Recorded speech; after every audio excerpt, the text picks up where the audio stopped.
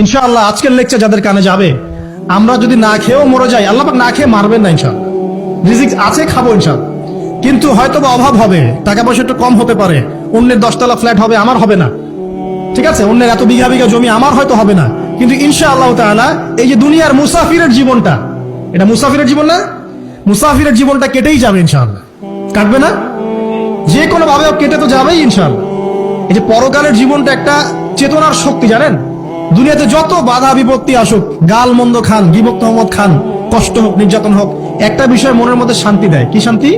যে এই দুনিয়ার জীবনটা তো আর চিরস্থায়ী নয়, এটা তো আর সারা জীবন থাকবে না।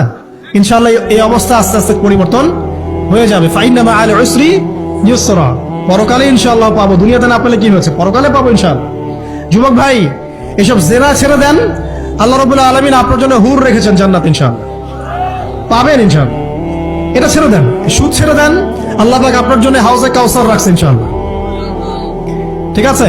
অন্যায় পাপ ছেড়ে দেন, আল্লাহ রাব্বুল আলামিন আপনার জন্য জান্নাত রেডি করে রাখছেন ইনশাআল্লাহ। এই দুনিয়ার জীবনটা ধোঁকা, একটা ছোট্ট জীবন, পুরা ধোঁকা, কিচ্ছু নাই এর মধ্যে। আমার কথা শোনেন, এই দুনিয়ার জীবনে কিছুই নাই। চারপাশে অনেক কিছু মনে হবে, আপনার বাড়ি আছে, গাড়ি আছে, স্ট্যাটাস